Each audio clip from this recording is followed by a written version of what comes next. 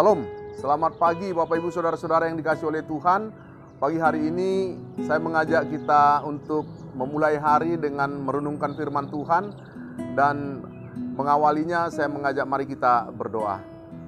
Pujian, hormat dan syukur kami naikkan kepada Engkau Allah di dalam Yesus Kristus yang senantiasa memelihara, memberkati dan menyertai kehidupan kami. Berkati, berikan kami hikmat ketika hendak membaca dan merenungkan firman-Mu. Di dalam nama Tuhan Yesus Kristus kami berdoa. Amin. Bapak Ibu Saudara-saudara yang dikasihi oleh Tuhan, ayat yang menjadi dasar renungan kita terdapat di dalam Yehezkiel 37 ayat 1 sampai ayat yang ke-14. Dan ayat yang menjadi sorotan firman Tuhan adalah pada ayat yang ke-14. Firman Tuhan yang berbunyi demikian.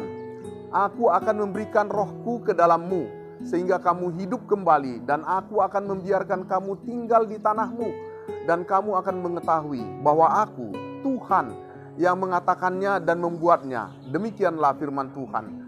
Berdasarkan ayat ini, saya mau mengambil tema adalah Tuhan membangkitkan dari keterpurukan.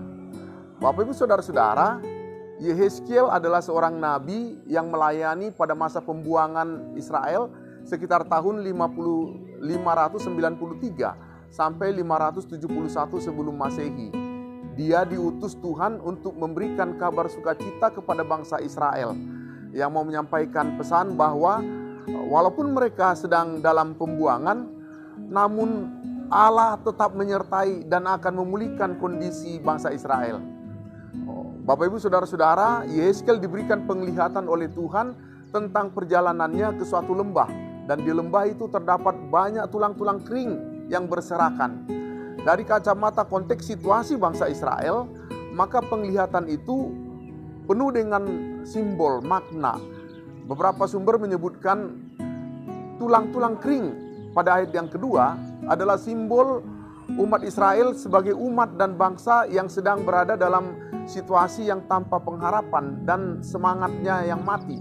Situasi tersebut mengakibatkan seluruh umat dan bangsa Israel merasa sia-sia untuk hidup. Tidak ada lagi semangat untuk bangkit. Tidak ada lagi semangat untuk hidup dan untuk bersatu. Tulang di tubuh mereka terasa kering. Mau menyampaikan pesan bahwa kondisi bangsa Israel di pembuangan juga dijelaskan dalam ayat 11. Yaitu tulang-tulang kami sudah menjadi kering dan pengharapan kami sudah lenyap, kami sudah hilang. Itu yang digambarkan pada ayat yang ke-11. Bangsa Israel sungguh merasa bahwa mereka seperti bangsa yang tidak lagi memiliki kehidupan, tidak lagi mempunyai harapan. Harapan mereka sudah lenyap karena besarnya penderitaan yang mereka alami dan lamanya masa pembuangan yang mereka hadapi pada waktu di Babel. Bapak Ibu Saudara-saudara, dalam keputusasaan tersebut, maka masing-masing umat Israel berusaha mencari selamat sendiri-sendiri, sehingga mengakibatkan mereka tercerai-berai. Kenyataan tersebut digambarkan bagaikan tulang-tulang kering yang hancur dan berserakan di lembah. Pada saat mereka merasa bahwa mereka tidak lagi hidup dan tidak lagi mampu berharap kepada siapapun, maka Allah mengutus Nabi Yehezkiel untuk bernubuat tentang kebangkitan umat, kebangkitan bangsa Israel, yang berbicara kepada mereka pada ayat yang ke-13 dan 14b. Sungguh aku membuka kubur-kuburmu dan membangkitkan kamu, hai umatku, dari dalamnya. Aku akan memberikan rohku ke dalammu sehingga kamu hidup kembali, dan aku akan membiarkan kamu tinggal di tanahmu. Bapak Ibu Saudara-saudara, ayat ini adalah sebuah kabar sukacita yang membangkitkan harapan bagi bangsa Israel di tanah pembuangan. Tuhan tidak ingin membiarkan umat dan bangsa Israel terus dalam keadaan diri dan hidup mereka tanpa pengharapan. Diceritakan bahwa dengan kuasa Allah, Tuhan membawa Yehezkiel ke tengah lembah yang berisi tulang-tulang yang berserakan. Kemudian Tuhan memerintahkan Yehezkiel untuk bernubuat, menyampaikan firman, untuk memberikan napas hidup kepada tulang-tulang tersebut. Yehezkiel bernubuat, maka terjadilah sesuai firman Tuhan yang dinubuatkannya. Tulang-tulang itu bertemu satu dengan lainnya, membentuk kerangka, kemudian juga daging dan kulit, sehingga berbentuk manusia. Hanya saja belum bernapas. Maka Tuhan pun memerintahkan Yehezkiel untuk bernubuat, memanggil napas hidup. Maka setelah ia bernubuat, napas hidup masuk ke dalam tubuh sehingga mereka semua hidup kembali, suatu pasukan tentara yang besar. Keadaan yang tanpa pengharapan akan membuat kita tercerai-berai dan bagaikan berada dalam lembah yang mematikan. Namun ingatlah bahwa Tuhan Yesus yang telah bangkit dan hidup dari mati mempunyai kuasa untuk menghidupkan kita kembali. Karena itu, uraian dari ayat ini, mari kita tetap berpengharapan pada Kristus dan saling menghibur dan menguatkan satu dengan yang lainnya di tengah-tengah kesulitan yang mengancam. Gambaran umat manusia itu dalam ayat ini adalah gambaran orang Israel yang sedang dalam pembuangan, yang tidak mempunyai harapan hidup lagi untuk pulang ke negerinya di Yerusalem. Harapannya sudah kering, tidak mungkin lagi kembali ke tanah asalnya di Yerusalem.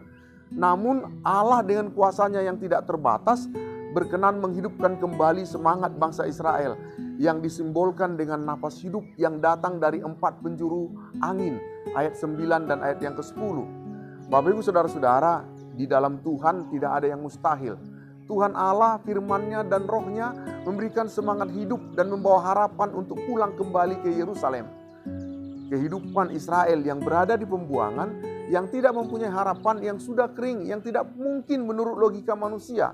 Tetapi di dalam Tuhan dan dalam firman-Nya tidak ada yang mustahil. Semuanya bisa terjadi. Apa aplikasi dalam renungan ini bagi kehidupan kita orang Kristen? Bapak Ibu Saudara-saudara, kehidupan orang Kristen juga adalah sering seperti tulang belulang yang berserakan menghadapi kehidupan kita sehari-hari, karena begitu banyaknya tantangan atau masalah yang kita hadapi. Masalah dalam pekerjaan, dalam pergaulan, dalam keluarga. Kadang-kadang tidak ada lagi harapan untuk menyelesaikan persoalan itu. Seakan-akan tidak ada jalan keluar. Tetapi sebagaimana firman Tuhan yang dikatakan bahwa manusia itu hidup oleh Roh Tuhan dan oleh kuasanya, maka manusia itu dapat menghadapi berbagai macam tantangan dan rintangan, walaupun sekalipun beratnya luar biasa. Dan Roh Tuhan itu adalah yang memberikan kehidupan. Roh Tuhan itu yang membawa semangat, membawa kebangkitan, dan Roh Tuhan memberi jalan keluar. Karena tidaklah lebih besar tantangan dan rintangan yang dihadapi oleh kita daripada kuasa Allah sendiri, daripada kasih setia Allah terhadap orang-orang yang mau mendengarkan firman-Nya dan mau melakukan firman-Nya, kepada orang yang setia kepada Tuhan dalam kehidupan mereka sehari-hari. Renungan hari ini mau mengingatkan kita supaya kita mau mendengar dan menerima Roh Tuhan yang selalu dan setia setiap saat memberikan semangat kepada kita. Roh Tuhan yang memberikan damai sejahtera di dalam kehidupan kita setiap hari. Renungan ini mengingatkan kembali kepada kita bahwa Tuhanlah sumber pengharapan di tengah-tengah ketiadaan. Dialah pengharapan sejati yang menghidupkan umat dari kematian, termasuk dari matinya pengharapan kita. Tuhan mampu memberkati kita. Demikian firman Tuhan. Amin. Mari kita berdoa. Firman-Mu yang kembali mengingatkan kami melalui nubuatan Nabi Yehezkiel, dari tulang-tulang yang kering dan berserakan dapat dibangkitkan kembali. Begitulah kiranya Tuhan membangkitkan semangat dan pengharapan kami menghadapi berbagai macam pergumulan dan persoalan dalam hidup ini.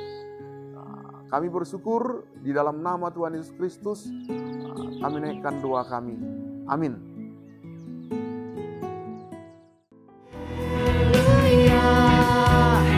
Ku mau bersorak bagimu.